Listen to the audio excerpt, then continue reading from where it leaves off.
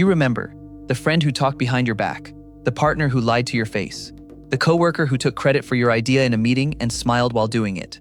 You remember all of it, in more detail than you remember most of the good things people have done for you.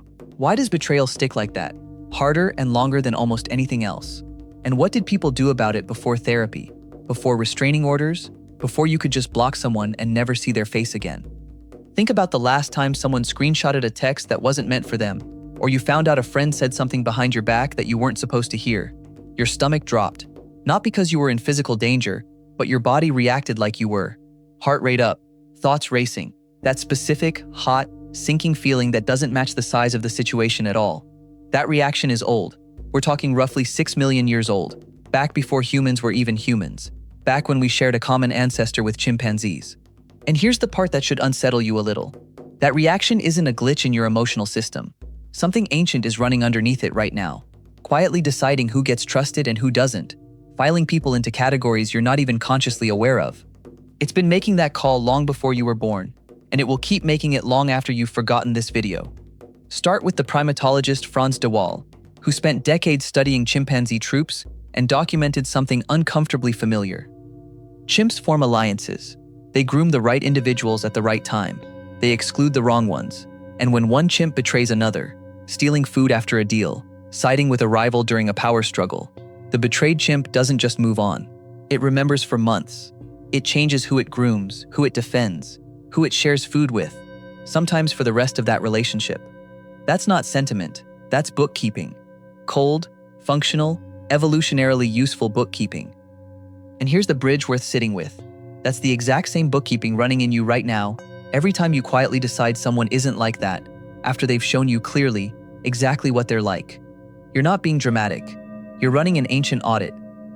Now zoom out to the world our ancestors actually lived in for the overwhelming majority of human history. Small, mobile bands of roughly 20 to 50 people, the same faces every single day for your entire life. No new coworkers, no new neighborhoods, no fresh start in a different city. In a group that size, trust wasn't a nice-to-have quality you looked for in people. It was survival infrastructure, as real and load-bearing as food or shelter. If you couldn't correctly tell who'd stick their neck out for you and who'd sell you out the second it became convenient, you didn't just lose a friendship. You could lose your share of the hunt. You could lose the person who'd have pulled you out of a river, or warned you about a predator, or fed your child while you were sick. Getting it wrong wasn't awkward. It was dangerous. Which is exactly why the punishment for serious betrayal in these groups was so severe. Exile. Not a lawsuit, not a formal falling out, just being cast out entirely. And in the Paleolithic, being cast out of your group was, for most practical purposes, a death sentence. No group meant no protection from predators at night, no share of food during a bad season, no one to notice if you didn't come back from a hunt. So the fear of being caught betraying someone and the fury at being betrayed yourself weren't abstract feelings floating on top of daily life. They were tied directly, physically, to whether you lived or died. Here's a question worth sitting with for a second. Honestly, when someone betrays you now, even in a low-stakes, modern, nobody's going to die way, does some part of you still react like your actual survival is on the line? That intensity had to go somewhere, and a huge amount of it went into language itself. The anthropologist Robin Dunbar has argued that gossip, actual, ordinary, did you hear what she did? Gossip was one of the core reasons human language evolved in the first place. Not primarily to describe the weather or coordinate a hunt. To track who could be trusted, gossip let information about betrayal travel through a group faster than the betrayer could outrun it. It turned an entire band into a distributed memory system, flagging untrustworthy people long before you personally ever had a single bad interaction with them. Which means that when you vent to a friend about someone who wronged you, you're not just processing your feelings. You're doing exactly what your ancestors did around a fire 50,000 years ago, updating the group's shared threat map, one conversation at a time. Here's the turn, and it's worth slowing down for. The reason a betrayal from years ago can still surface at 2 a.m. and make your chest tighten isn't because you're bad at letting things go, or emotionally weak, or still not over it in some failing way. Your amygdala, the part of your brain responsible for tagging threats, files serious social betrayal in the exact same category as physical danger. Once something gets filed there, your brain doesn't casually let it go, because for most of human history, forgetting who had betrayed you could get you killed the very next time you made the mistake of trusting them again. And here's something researchers studying betrayal and trust have consistently found.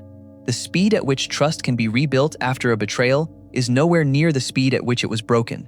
It takes far more positive interactions to rebuild trust than it took negative ones to destroy it.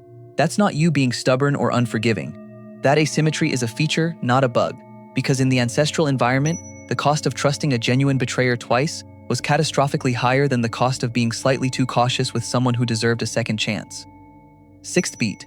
Betrayal wasn't only met with distance and exile. Franz de Waal's later research, published under the label Peacemaking Behavior, documented something almost as important as the initial rupture. Chimps who had fought or betrayed one another often went through a visible reconciliation process afterward. Touching, grooming, sitting close again, deliberately repairing the relationship rather than abandoning it outright. Reconciliation, it turns out, is just as ancient as the grudge it follows. Groups that could both punish betrayal and eventually repair it held together longer than groups that could only do one or the other. Seventh beat. There's also the matter of what behavioral economists call costly punishment, the surprising, repeatedly documented human tendency to punish someone who's wronged us, even when doing so costs us something real, with no direct personal benefit. Experiments across dozens of cultures have found that people will sacrifice their own resources just to make sure a cheater doesn't get away with it. On paper, that looks irrational. Evolutionarily, it isn't. A group willing to absorb a personal cost to punish betrayal was a group that betrayal became far riskier to attempt in the first place. Every time you felt the urge to make sure they know what they did, even at some cost to yourself, that's the same ancient mechanism at work. Eighth beat. The system wasn't one-sided either. Small bands that survived long-term weren't just the ones best at punishing betrayal. They were also the ones with real social costs for accusing someone falsely. A reputation for crying wolf, for accusing allies of betrayal without cause, carried its own damage, because a group can't function if trust gets withdrawn on flimsy evidence. That's likely part of why modern accusations of betrayal, even now, tend to come with an instinct to gather proof first, to be sure, before acting on the feeling. The system was never built to punish betrayal blindly. It was built to punish it accurately, because getting it wrong in either direction had a real cost. Across cultures and centuries, humans built entire formal systems around this exact wound. Oaths sworn before witnesses, blood debts, reconciliation rituals that required the whole group to be present before trust could be publicly rebuilt.